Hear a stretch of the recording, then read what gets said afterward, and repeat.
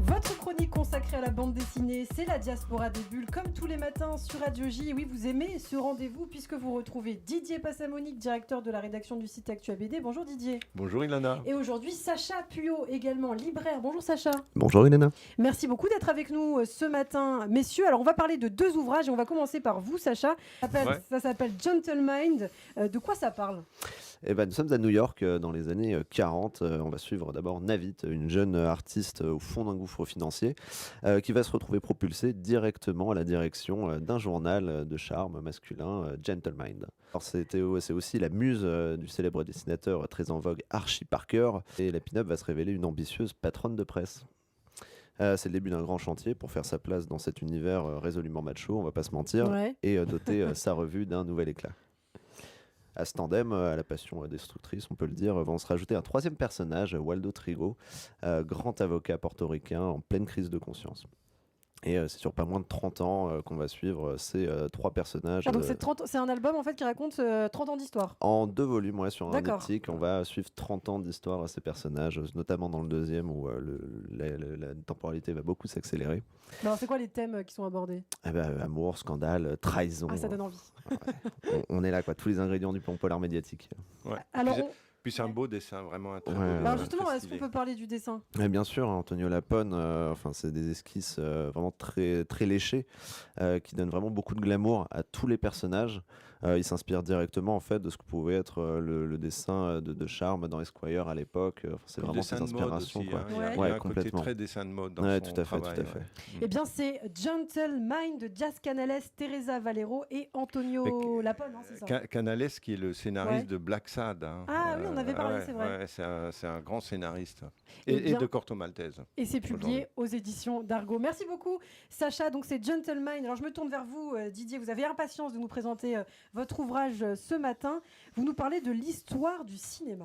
Mais oui, Ilana, c'est des tout débuts de l'histoire en fait. La machine du diable, c'est le sous-titre de l'album. Ouais. En fait, c'est le cinéma. Le nom de l'album, c'est Les Pionniers. Les Pionniers, mais le sous-titre, c'est La machine du diable. Alors, on lui donne ce titre, ce sobriquet au moment de l'incendie du bazar de la Charité en 1897. Je vais vous expliquer pourquoi. Alors, les Pionniers, ce sont ceux qui ont inventé le 7e art. Au casting, il y a les frères Lumière, Georges Méliès, Léo Gaumont, Charles Pathé et Alice Guy. Ouais. Ils vont littéralement inventer le cinéma, non pas la technique, la machine, la pellicule, le projecteur, mais l'industrie, la commercialisation, puis aussi la philosophie d'un spectacle qui va vraiment façonner l'imaginaire au XXe siècle. Il faut dire que le cinéma a été inventé par les frères Louis et Auguste Lumière. Oui, et puis pour eux, le cinématographe, c'est comme ça que ça s'appelait à l'époque, c'est juste une curiosité technique. C'est une affaire d'ingénieur dans la lignée des découvertes faites par Thomas Edison aux États-Unis, qui a soigneusement breveté toutes ses inventions, contrairement aux branquignoles français qui avaient oublié de le faire. Et puis, surtout, il y a Charles Pathé. C'est un jeune homme fantasque, inventif, qui arrive de Buenos Aires, qui est ruiné, qui comprend très vite que ce spectacle a un destin. Un destin qui va sortir de la simple attraction de foire et qui va surtout le sortir de la France. Ça va être un spectacle international, lui qui vient d'Argentine juste à ce moment-là. Et puis, il va se focaliser sur la distribution. Et puis, il y a Léon Gaumont. Ouais. Alors lui, Gaumont, il a compris que le cinéma, c'est pas un truc pour les salons du 16e arrondissement, je ne sais pas si ça existait déjà à l'époque, mais que c'était un truc populaire. Il fallait créer des salles, des méga salles, pour le grand public. Des salles de spectacle pour pouvoir projeter les films. Donc ça, c'est l'apport de Gaumont. Il y a Georges Méliès, qui lui va inventer les trucages, le montage au cinéma, les effets spéciaux. Et puis surtout, il y a Alice Guy. Alors Alice Guy, c'est la première grande réalisatrice française de l'histoire.